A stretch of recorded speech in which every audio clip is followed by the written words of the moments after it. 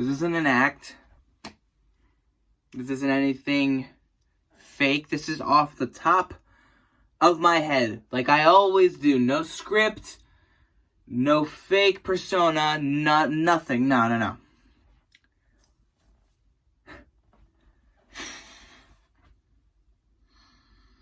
There's this clown that's on First Take. He took the spot of another clown that's on Undisputed, but at least that clown with Shannon Sharpe gives credit where credit is due. At least he has some, apparently he has some sort of a brain. I thought that this guy on First Take had a brain, but according to him,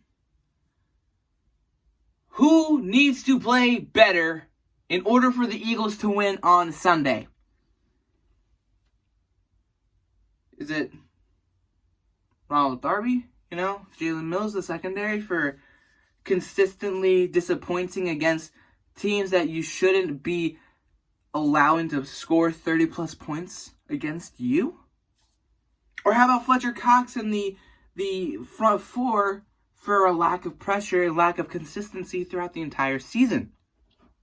Or better yet, the coaching staff for actually putting players like Carson Wentz into situations where they can actually succeed. No, they don't have to do better. Ladies and gentlemen, according to Max Kellerman, the biggest two-head of them all, it's Carson Wentz, who's under the most pressure this weekend. He's the one that needs to elevate everybody. Carson Wentz, you need to cover Amari Cooper and make sure he doesn't torch your defensive secondary. Right. He'll do just that. Carson Wentz, you have to go in for a couple of plays, get some pressure on Dak Prescott, maybe get a sack or two. Yes, you got to do that too. Carson Wentz, he needs to play the linebacker position. He needs to play the safety position. He needs to call the plays on defense and lead them against a better offense in Dallas. Carson Wentz, he needs to make sure that he is catching every single pass out of the wide receiver spot, because he's the guy throwing and catching them. He's the guy who is blocking for himself. He's the guy calling the plays for himself. This guy, bro. I stopped watching First Take because of how idiotic he is. And I applaud Stephen A. Smith and anybody else who is there alongside those two, and, the moderator Molly, for dealing with him and how idiotic he is, and how much stupidity he spews day in and day out when it comes down to Carson Wentz. It's almost, maybe even worse than the haters in our own fan base. To the people watching this video, to the people that are in the Eagles fan base, those who wanted Foles to stay in the last 2 seasons and be the quarterback and trade Carson Wentz away, because Foles won 3 games. Yes, 2 of them were the biggest games of anybody's career. NFC Championship, Super Bowl, and yes, he got the Super Bowl MVP. We understand that. But everybody seems to forget. Nick Foles has never played a single season. He has never played 16 full games. He's never, ever led a team from start to finish to a playoff berth and beyond. Carson Wentz has not had the full team around him, or hasn't been healthy enough to do that yet. And that's stuff that he can't control. He can't control getting injured. Injuries are a part of football. You can be careful and you could try to prevent them for as long as you can. But look at Dak Prescott this week. Hasn't practiced much with a freaking shoulder injury to his throwing arm. So clearly, everybody's going to get hurt. But the one thing that Carson can do, the one thing he can't control, is himself. And in the big moments where we, yes, have not seen him perform in a fourth quarter, down a couple of scores in a do-or-die situation and win the football games. 2016, We know. And of course, last season with his own injuries and the issues that we had offensively, we know that. We know that he hasn't done good in the little time that he's had to prove himself. And yes, we know who it's been against in the last 2 weeks. Either way, 2 division rivals with the thought of ruining the Philadelphia Eagles and their season, a divisional rivalry between the Eagles and Giants, Eagles and Redskins. Who wouldn't want to knock your opposing, your rival out of the playoffs? Who isn't going to play their heart out in Washington? Because guess what? They haven't won a game in a couple of weeks. Their coach has been fired. They're playing to just have fun. And in having fun, you try to win games. The same with the Giants. They're playing their hearts out for Pat Shurmur, a guy who hasn't had enough talent because the GMs and the front office in New York is a bunch of idiots who cannot get players to help Saquon and soon Daniel Jones to rise to the occasion. The Eagles this year dealt with it themselves, but we don't want to talk about that. Not in Max Kellerman's mind. We don't want to talk about how Carson Wentz has had to fend for himself without wide receivers because of injuries, because of the dropsies. We don't want to talk about how 2 plays away, maybe even 3 if you count the Patriots game, if you catch the goddamn ball in the end zone, the Eagles right now at worst are 9-5. The Eagles at best could be 10-4. So, yeah, it's all on Carson Wentz, and he has to play better. While his numbers are just as good as Pro Bowler Deshaun Watson, who, again, Pro Bowler, Carson, not a Pro Bowler. And we understand, yes, fumbles. Those have been Carson Wentz's issues throughout his entire career. We understand that. But even with that said, you see what he's performing with what's performing around him, and you cannot give him some sort of credit. But when you do give him credit, Max Kellerman, you run it back and he had to do it against the sorry Redskins. Who cares who he does it against? It's a do or die situation, hostile environment. You're meant as a quarterback to lead your team in those types of situations. Division rivals, do or die, you win or go home. Guess what Carson's done in the last 2 weeks? He's led game-winning drives that he doesn't do often, and he's won the game himself with nothing but bench warmers around him. And looking forward to Sunday night, 4:25 against the Dallas Cowboys, it's going to be the same exact scenario, except the Dallas Cowboys are actually worth talking about. They actually have talent, and they are healthier than the Eagles. Granted, a couple of linebackers and corners are a little banged up. Dak Prescott himself as well is banged up. He's going to play. We don't know about the linebackers and corners and everything. That's all going to be talked about in the weekend, Sunday, right before the game. Either way, we all know the situation. Eagles are underdogs. Eagles are hosting this game. Dallas is coming to them. And what is going to happen, we don't know. It's a 50-50 chance.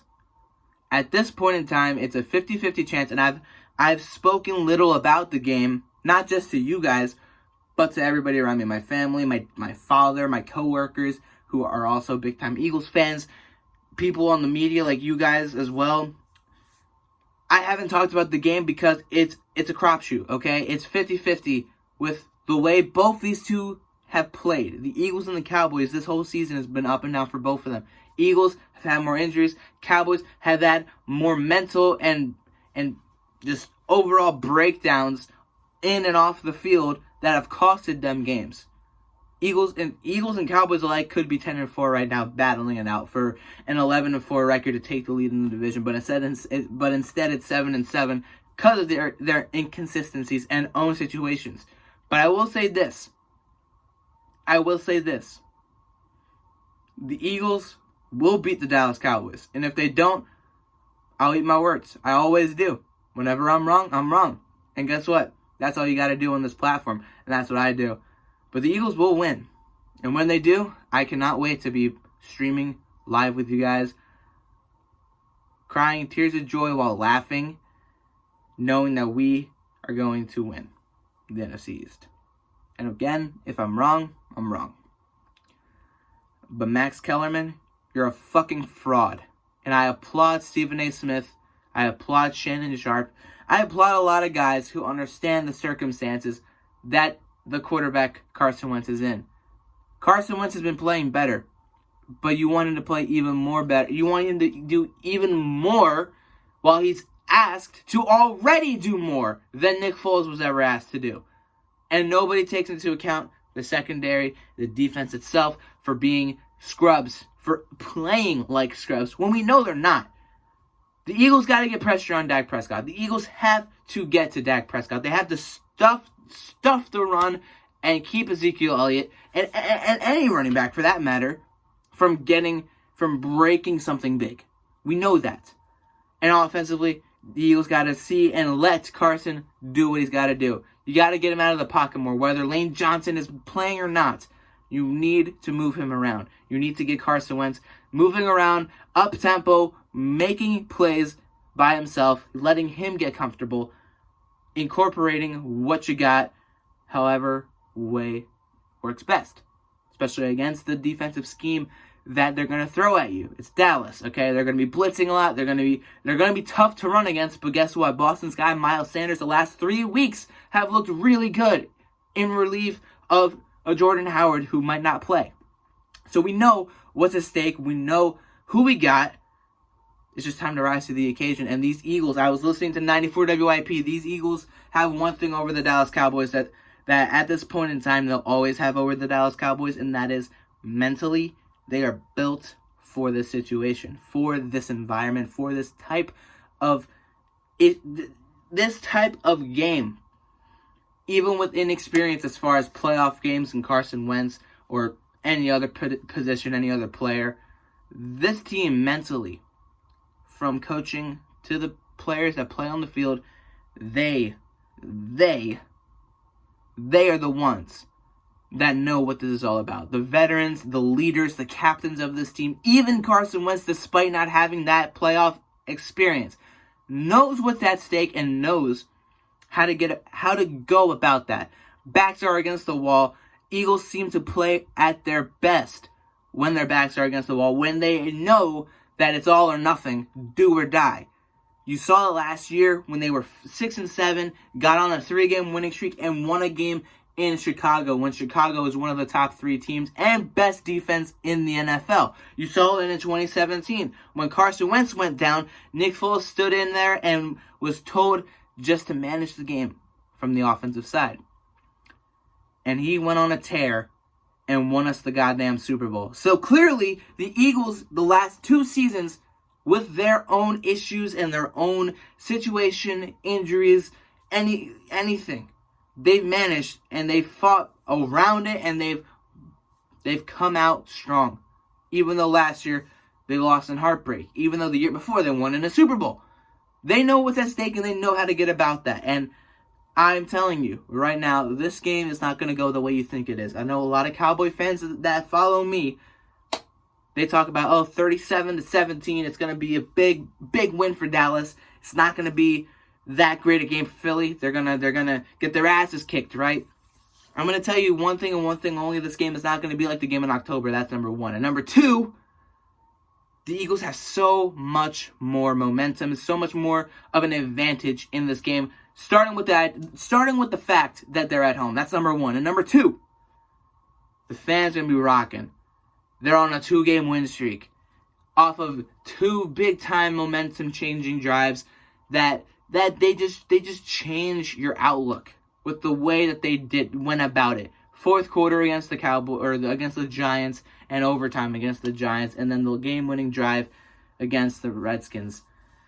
Something is so satisfying as a fan and as a player to win a game in a game-winning drive, touchdown. That right there is just fantastic. The idea of just doing that and the beauty of a drive that wins you the game like that, especially with all or nothing, do or die, you win or you go home. The Eagles were meant for this type of situation. They were meant for this environment. They were meant to win the ugly, gritty games that they know that they can be playing a lot better in. They're meant for this. And I'll be damned if I won't say right here, right now, that I believe my team will come out 8-7, leading the NFC East going into Week 17 against the New York Giants. That's all I've got to say. For those of you that watched 15 minutes full of this, thank you. Let me know what you guys think. In the links in the description, I'll have some links towards my Twitch and my Twitter because I'm going to be streaming and I'll be a lot more active on social media. So follow me and subscribe to me there. Have a great rest of your night, guys. Fly, Eagles, fly. Let's win this game, baby.